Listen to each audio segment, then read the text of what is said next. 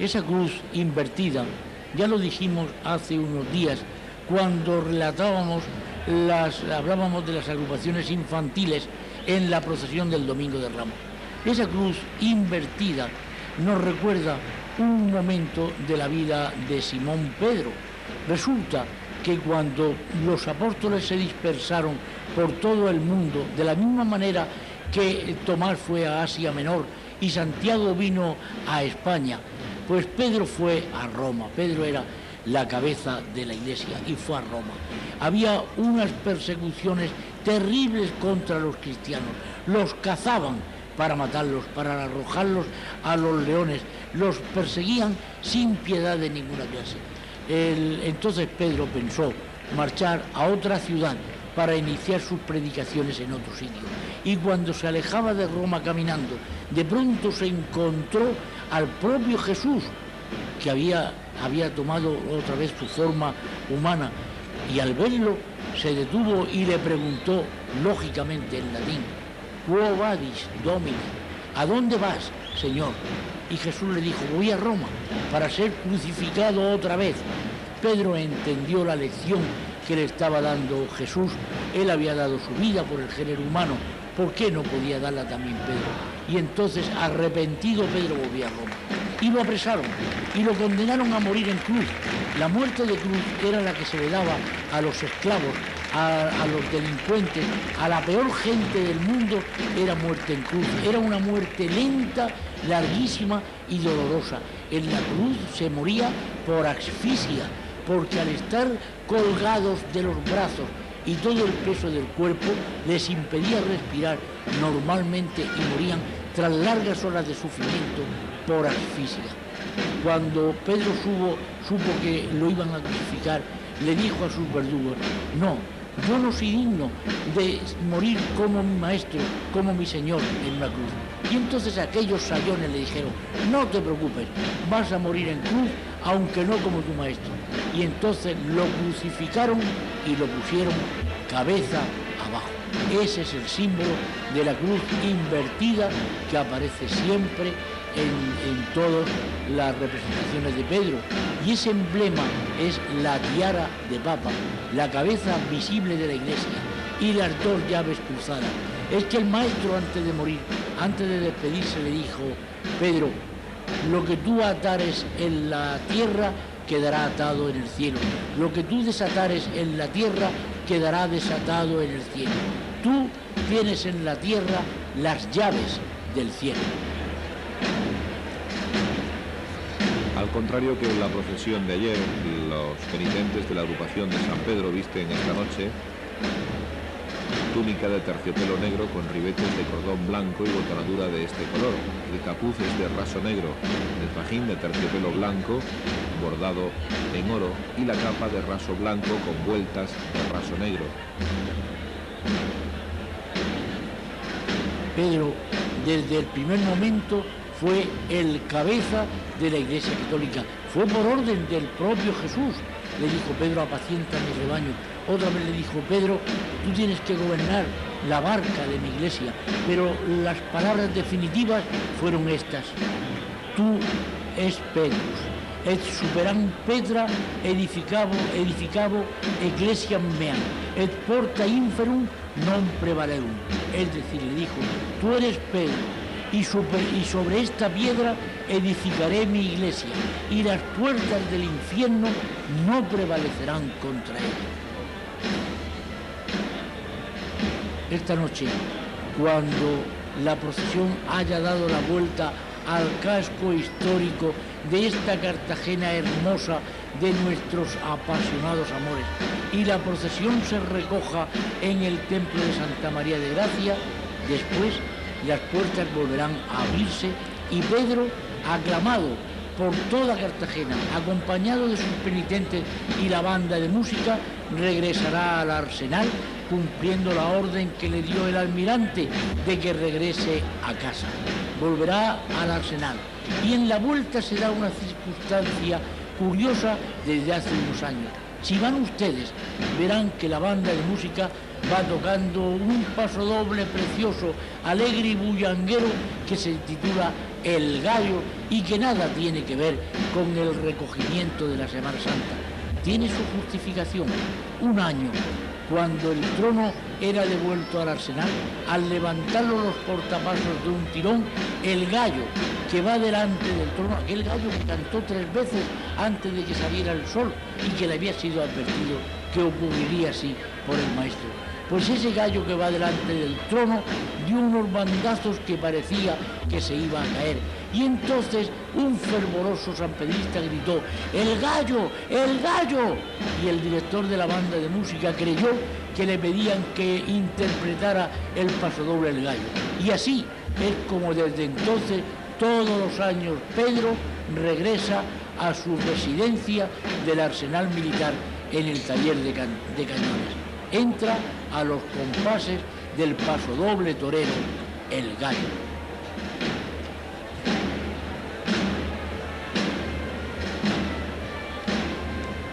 Estamos viendo que lo hemos visto también al pasar anteriormente, que hoy por fin el tercio de San Pedro va con su estandarte, con su sudario original, y no como ocurrió ayer, que por unas causas que todavía no han sabido explicarnos y que desconocemos absolutamente, pues se cambió por el nuevo sudario que tradicionalmente se procesiona el miércoles santo. Lo que ocurre es que me imagino que el que tomara la decisión de ayer sacar el nuevo sudario, pues hoy habrá querido de alguna forma disculparse con el tercio, procesionando este sudario que para todos los sanpedristas es una auténtica reliquia, un sudario que data de 1944, fue realizado por Consuelo Escámez, está bordado al aire, fue el primero que se bordó al aire sobre una malla, y según boceto de Miguel Fernández Rochera.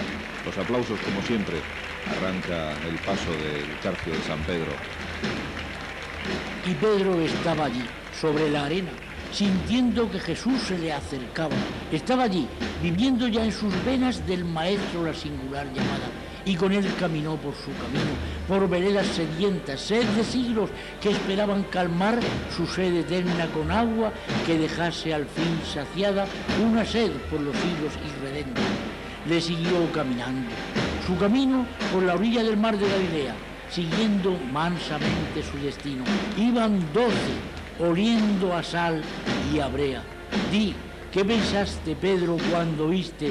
Déjalo todo ahí y ven conmigo.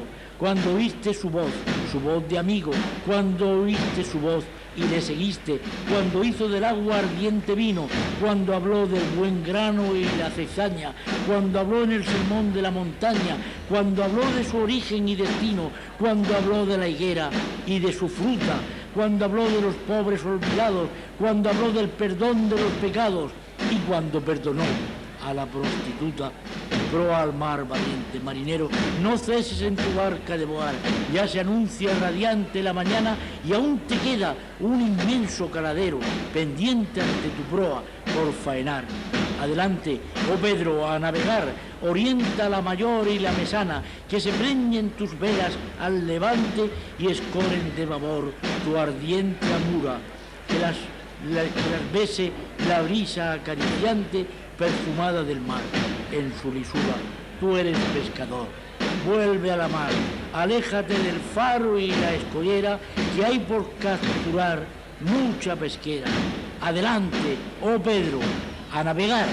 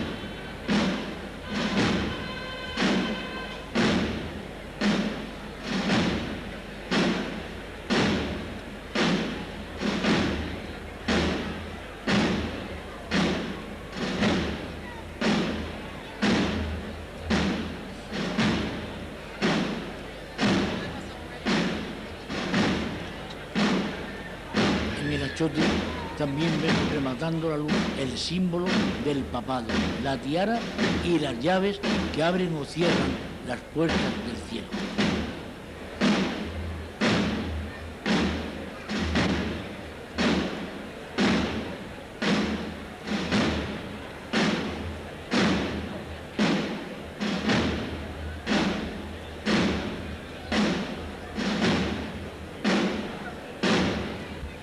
La talla de San Pedro es del escultor José Sánchez Lozano, la hizo en 1940, cobró por su trabajo, según nos contaba ayer Balbino, 2.500 pesetas, aunque en principio había pedido 2.000 pesetas. En los años 46 y 51 estrenó túnica y capa, respectivamente. La primera, la túnica, bordada por Consuelo Escámez, bajo diseño de Balbino, y la segunda la confeccionó Tomás Valcárcel de Alicante, bordada en oro sobre raso negro. Lleva los escudos representativos de la Armada, quien la costeó, prenda que Pedro Marina Cartagena aún sigue luciendo en homenaje a este cuerpo castrense.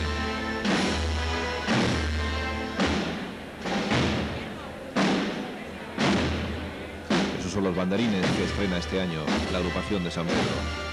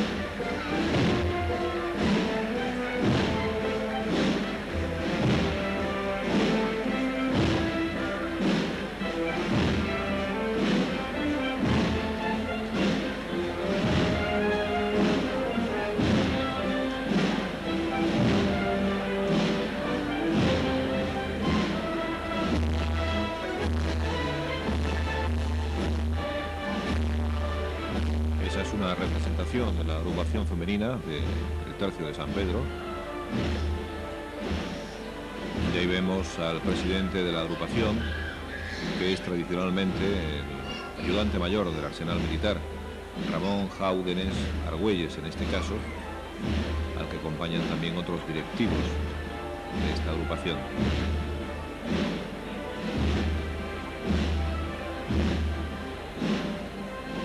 Un trono realmente impresionante verlo llegar, porque es un trono majestuoso. Ahí lo tenemos. También del puro estilo cartagenero. Una sola imagen en una pirámide, en la cumbre de una pirámide, de flor, de luz, de cera y de a veces incienso. Hay veces en que a los tronos se le ha puesto un incensario en la peana que va dejando salir unas volutas de humo que perfuman toda la calle por donde van pasando. Fíjate el tremendo esfuerzo que van haciendo los portapasos. Es uno de los tronos más pesados de la Semana Santa, ya lo hemos dicho. Hay que sentir una gran ilusión y un gran entusiasmo por las imágenes, por las agrupaciones y por la Semana Santa, en definitiva por Cartagena, para darse una paliza de estas, de sacar un trono que además no es que lo sacan una noche, es que lo sacan varias noches durante la Semana Santa.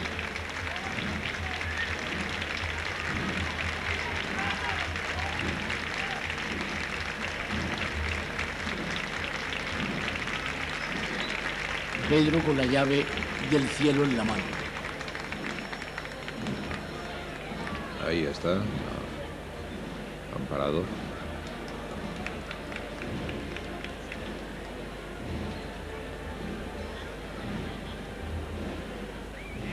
Ahí vemos al capataz hablando con los portapasos, dando instrucciones.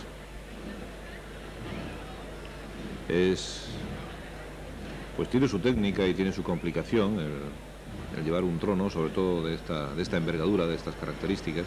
Una gran responsabilidad. Y ahora vas a ver el levantamiento, que es espectacular en esta agrupación. Y ahí está. Fíjate. Es una fuerza tremenda, ¿eh? Y el gallo. Ya saben ustedes que según el Evangelio, cuando prendieron a Jesús, pues los apóstoles se dispersaron todos y Pedro se acercó hacia donde estaba preso, hacia el pretorio, donde estaba preso Jesús, para ver qué pasaba por allí, para curiosear, ¿no? Y entonces el maestro le había advertido. Él le dijo: yo nunca te dejaré. Y le dijo: tú me negarás antes de que el gallo cante. Y claro, pues una mujer lo reconoció y le dijo: tú no ibas con el Galileo ese. Y él lo negó, dijo: ¿cómo es posible? Yo quería ir con ese. Así lo negó hasta 3 veces. Y después de la tercera se oyó el canto de un gallo. Y dicen que Pedro lloró hasta que se le quedaron 2 surcos en las mejillas de tantas lágrimas que cayeron por ella. Esa es la razón de que en la delantera de este trono vaya un gallo. Es un gallo disecado, es un gallo de verdad, que acompaña siempre a Pedro, recordando las 3 negaciones. Mira, observa, los portapasos se están ahora bailando, como se denomina aquí en Cartagena, esta maniobra que están haciendo. Le están dando para atrás al trono, porque no quieren bajarlo, están dándole hacia adelante y hacia atrás, y la gente pues lógicamente lo agradece, agradece el esfuerzo. La gente les anima, les estimula mucho.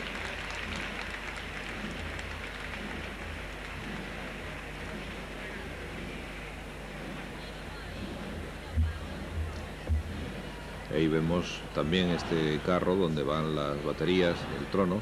Y adornándolo una barca y una red. Es que Pedro era pescador. Se lo dijo una vez, cuando se lo encontró, Jesús se dirigió hacia él y le dijo: vente conmigo. Y Pedro le dijo: pero si yo soy pescador. Y Jesús le dijo: vente conmigo y a partir de hoy serás pescador de hombres, pescador de almas.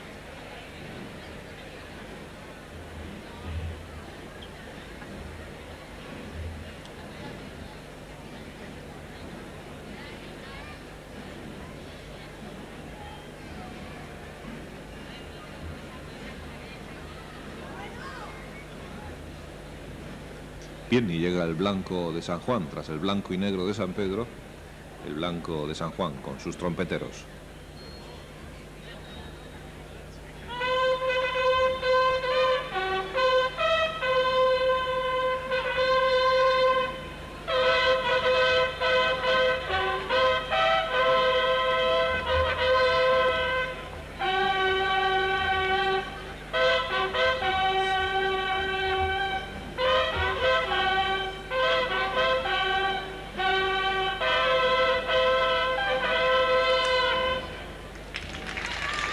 Hablábamos al principio de estos comentarios de que los colores de las vestimentas de todas las agrupaciones no son un capricho, responden a unas connotaciones litúrgicas.